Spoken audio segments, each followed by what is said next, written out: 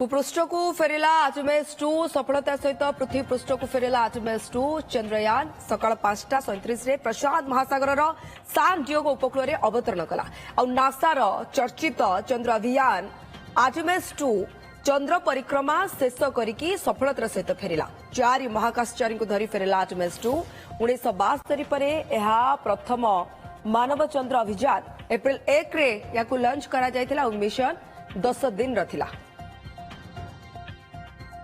नासार चर्चित अभियान चंद्रयान 2 आर्टेमिस 2 चार महाकाशचारी जाइतिले चंद्र अभिमुखे चंद्रर खूब निकटतर को जाइतिले पाखापाखि 9600 किलोमीटर निकट को जाइतिले बोली कहा जाउछि एवं चंद्रर चारिपटे एमाने 10 दिन धरि करथिले परिक्रमा एवं तापरे सफलतार सहित पृथ्वी पृष्ठ को फेरी आछंती। सफल लैंडिंग केवल नथिला बरं परीक्षण थिला यार उद्देश्य ये मिशन रो उद्देश्य एवं कहा जाउछि 4 एस्ट्रोनॉट जेतेबेले गोटे पटे आप 4 एस्ट्रोनॉट फोटो देखुंती जितेबाला से चंद्रर अति निकटतर अच्छा। शुभेन्दु पट्टनायक महाकाश विज्ञानी आम सहित जोड़े श्रीयुक्त शुभेन्दु पट्टनायक आपको स्वागत। श्रीयुक्त शुभेन्दु पट्टनायक आर्टेमिस 2 जहाँ उपरे सारा विश्वर नजर थिला जदि ये सफल हुए नासा मध्य चंद्र रे अधिक रु अधिक परीक्षण करिबो एवं एक स्थायी बेस तैयारी करिया पई चेष्टा करिबो एवं विश्व को भी ये सहायक हेबो इथिरु जो तथ्य आसी ताकू किभली देखुचंदी आपण देखु जहाँ आप प्रथम कही आर्टेमिस 2 टा हूँ गोटे टेक्नोलोजी परीक्षण मिशन थिला। टेक्नोलोजी परीक्षण कहले गत 50 वर्ष भितर आमर टेक्नोलोजी बहुत परिवर्तन होती कारण शेष थर 1972 मसीह नासा तरफ मनुष्य को चंद्र पृष्ठ को पठा जाइतिला आ सेही समय आज भितर आमर टेक्नोलोजी बहुत उन्नत हो सारी आ सेही टेक्नोलोजी को परीक्षण करने मिशन लक्ष्य थिला। यह पूर्व आर्टेमिस 1 जाइतिला जहाँ चंद्र निकट को जाई घूरिकी चली आसला जो कि कौन मनुष्य नथिले किंतु आर्टेमिस 2 रे चंद्र निकट को 4 जन महाकाशचारी गले चंद्र चारिपटे घूरी बुलिले चंद्रर पछपट को मध्य से जाइछंती पछपटर चित्र देखिछंती एवं किछि समय 40 मिनिट धरी तांका सहित जोगसूत्र मध्य हमर कटि जाइतिला सेही परिस्थिति रे से आसी पृथ्वी रे सफलतार सहित ओल्लै सारिछंती। तेणु या परे आहरी बहुत गुड़िए अभियान नासार रही जहाँ को यही अभियान सफलता उपर निर्भर करे। तेणु जेहेतु यहाँ संपूर्ण सफल होती सफलता को आधार करी से माने आर्टेमिस 3 माध्यम 2028 मसीह चंद्र को मनीष पठेबार योजना कर चंद्र पृष्ठ मनीष ओह्लैब से किसी सांपुल माटी गोड़ी बाली कलेक्शन कर फेरी आसो। तेणु आग को गोटे सीरीज ऑफ इवेंट्स घटिया जाऊँगी जो कि मनीष चंद्र को जीव सेठी स्वप्न देखुची से बसति स्थापन करिवो घाटी स्थापन करिवो एवं आग को बढ़िबार एई योजना निश्चित भाव में सफल होईची एवं एटा प्रथम पाहाच आमे सफलतार सहित अतिक्रम करि सारिछे।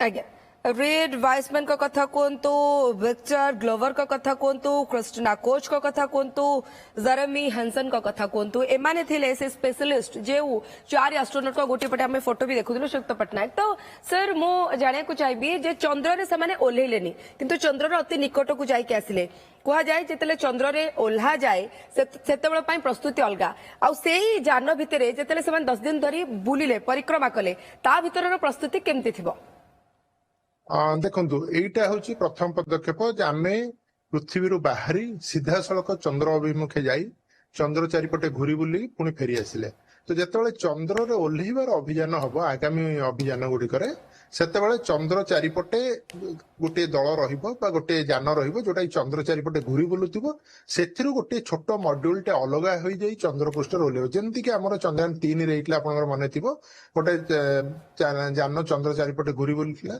चंद्रयान 2 रे हितला क्षमा करिवे चंद्र चारिपटे घूरी बुलुथिला एवं से ओह्लैकितला जायकी ठीक सेही भलिया गोटे जान चंद्र चारिपटे घूरी बुलिबो सेतिरु अलग ही आ गोटे छोट जान चंद्र को जीव सेतिरे जहाँ परीक्षा निरीक्षा करबा कथा कला परे सेही जान रे पुणी से माने चली आसी जोड़ी हो जिवे मुख्य जान रे आ सेही जानटी फेरी आसीबो पृथ्वी को।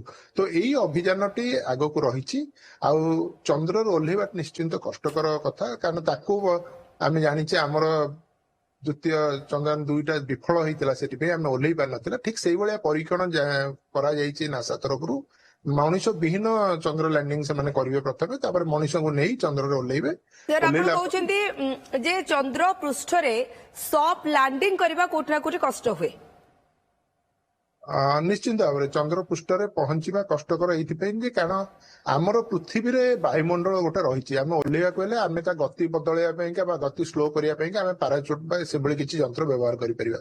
କିନ୍ତୁ ଚନ୍ଦ୍ରର ମାଧ୍ୟାକର୍ଷଣ ଶକ୍ତି ରହିଛି।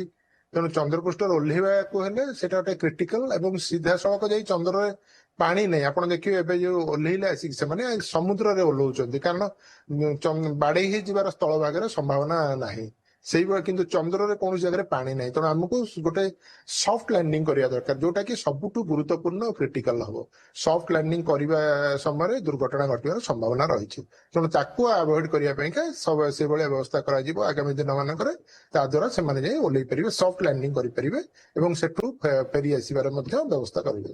ଆଜ୍ଞା ସାର୍, 4 ଆଷ୍ଟ୍ରୋନଟ୍ ଯେତେବେଳେ ଚନ୍ଦ୍ରର ଅତି ନିକଟକୁ ଯାଇଛନ୍ତି ତାର ଫଟୋ ଆମେ ଦେଖୁଛୁ କେମିତି ସେମାନେ ଆର୍ଟିମିସ୍ 2 ଭିତରେ ବସିକି ଚନ୍ଦ୍ରକୁ ଅତି ନିକଟରୁ ଉତ୍ସୁକତାର ସହିତ ଦେଖୁଛନ୍ତି। ହୁଏତ ସେମାନଙ୍କର ଆଖିରେ ବି ଥିବ ଯେ କଣ କଣ ଆମେ ୟା ଭିତରୁ ପରୀକ୍ଷା ନିରୀକ୍ଷା କରିପାରିବୁ, କାହା ଉପରେ ଆମେ ନଜର ରଖିବୁ, କାହାକୁ ଆମକୁ ସ୍କାନ କରିବାର ଅଛି ଏବଂ ତା ସହିତ ସାର୍ ଫଟୋ ଉଠାଇଥିବେ ଯେଉଁ ଫଟୋ ଆଗକୁ ହେଲ୍ପ କରିବ ନାସାକୁ ନୁହେଁ ପୁରା ବିଶ୍ୱକୁ ମିଶନକୁ ଆଉ ଟିକେ ଆଗକୁ ବଢାଇବା ପାଇଁ।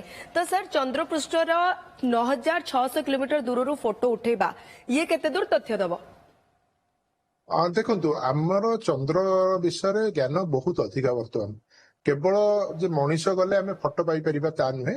ଆମେ ଚନ୍ଦ୍ରର ପୁରା ଗୋଟେ 3D ମ୍ୟାପିଂ କରିସାରିଲେଣି ଯୋଉଟା କି ଆମର ଚନ୍ଦ୍ରଯାନ 3 ଭାରତ ପାଇଁ କରିଛି, ଯୋଉଟା କି ପୃଥିବୀର ଅନ୍ୟ ଦେଶମାନେ ମଧ୍ୟ ବ୍ୟବହାର କରୁଛନ୍ତି। କାରଣ ଚନ୍ଦ୍ରପୃଷ୍ଠ ଯେମିତି ଆମର ପୃଥିବୀର ଗୋଟେ ମ୍ୟାପ ରହିଛି କୋଉଠି କଣ ରହିଛି କଣ ନାହିଁ, ସେଇଭଳିଆ ଚନ୍ଦ୍ରର ଗୋଟେ 3D ମ୍ୟାପିଂ କରାଯାଇ ସାରିଛି।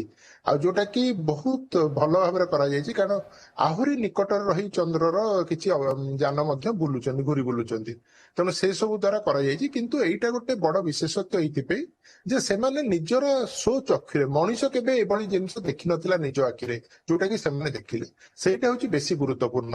ତା ଛଡା ସେମାନେ କେତେ ଗୁଡିଏ ଫଟୋ ନେଇଛନ୍ତି ଯୋଉଟା କି ଅତି ଗୁରୁତ୍ୱପୂର୍ଣ୍ଣ, ଯୋଉଟା କି ଚନ୍ଦ୍ର ପୃଷ୍ଠରେ ପୃଥିବୀ ଅସ୍ତ ହଉଛି ତାର ଫଟୋ, କିଭଳି ଧୀରେ ଧୀରେ ଚନ୍ଦ୍ର ପଡୁଛି ଏବଂ ଗୋଟେ ସମୟରେ ସେମାନେ ସୂର୍ଯ୍ୟ ପରାଗ ଯୋଉଟା ଆମେ କହୁଛେ ମାନେ ସେମାନେ ବାହାରେ ରହିକି ଗୋଟେ ଆର୍ଟିଫିସିଆଲ ସୂର୍ଯ୍ୟ ପରାଗ ଦେଖିଛନ୍ତି। ତ ସେଇଭଳିଆ କେତେ ଗୁଡିଏ ଫଟୋ ଯୋଉଟା କି ବହୁତ ଗୁରୁତ୍ୱପୂର୍ଣ୍ଣ ଆଉ ତାକୁ ଅଧ୍ୟୟନ କରିବାର ସମୟ ରହିଛି। ସେମାନେ ଅନେକ ଗୁଡିଏ ଫଟୋ ନେଇଛନ୍ତି, ତାକୁ ଅଧ୍ୟୟନ କଲେ କିଛି ନୂତନ ତଥ୍ୟ ନିଶ୍ଚୟ ଆସିବ। କିନ୍ତୁ ଗୁରୁତ୍ୱପୂର୍ଣ୍ଣ କଥା ହେଲା ସ୍ୱଚକ୍ଷୁରେ ଦେଖିବା। ସେମାନେ ସେଇଠିକି ଯାଇ ନିଜ ଆଖିରେ ଦେଖିଛନ୍ତି। ସେଭଳିଆ ଦୃଶ୍ୟ ଦେଖିବା ବହୁତ କମ ଲୋକଙ୍କର ଭାଗ୍ୟରେ ଥାଏ ବୋଲି ମୁଁ କହିପାରିବି। ତେଣୁ ସେଇମାନେ ଦେଖିଛନ୍ତି ଏବଂ ଅନେକ ଗୁଡିଏ ଫଟୋ ଏବଂ ତଥ୍ୟ ଆଣିଛନ୍ତି ସାଙ୍ଗରେ ଏବଂ ପଠେଇଛନ୍ତି। ତାକୁ ଆନାଲିସିସ୍ କରିବାକୁ ଏଇନା କିଛି ସମୟ ଲାଗିବ। ତାପରେ ନିଶ୍ଚିନ୍ତ କିଛି ନୂତନ ତଥ୍ୟ ଆସିବ ଏବଂ ଆଗାମୀ ଯୋଉ ଅଭିଯାନ ପାଇଁକା ସେଗୁଡିକ ସବୁ ସମୟରେ ସହାୟକ ହେବ। ଯାହା ଆପଣ ଯୁକ୍ତ ପଟ୍ଟନାୟକ କହୁଛନ୍ତି ସେଠାରେ ରହି ସ୍ୱଚକ୍ଷୁରେ ସୂର୍ଯ୍ୟ ପରାଗ ଦେଖିବା, ସୂର୍ଯ୍ୟର ବାହ୍ୟ ବଳୟ ଦେଖିବା, ନିଜର ପୃଥିବୀ ପୃଷ୍ଠକୁ ଦେଖିବା, ଯାହାକି ଖୁବ୍ ରୋଚକ ସାର୍। ବହୁତ ବହୁତ ଧନ୍ୟବାଦ ଯୁକ୍ତ ଶୁଭେନ୍ଦୁ ପଟ୍ଟନାୟକ ଆମ ସହିତ ଅଧିକ ଆଲୋଚନା କରିବା ପାଇଁ। ଆଶା କରିବୁ ଯେ ନାସାର ଇଏ ମିଶନ ଯାହା ସଫଳ ହେଲା ଇଏ ତଥ୍ୟକୁ ନେଇ ଆଗକୁ ନାସା ଏବଂ ପୁରା ବିଶ୍ୱ ବଢିବ। ସମୟ ଏକ ବ୍ରେକ୍ର।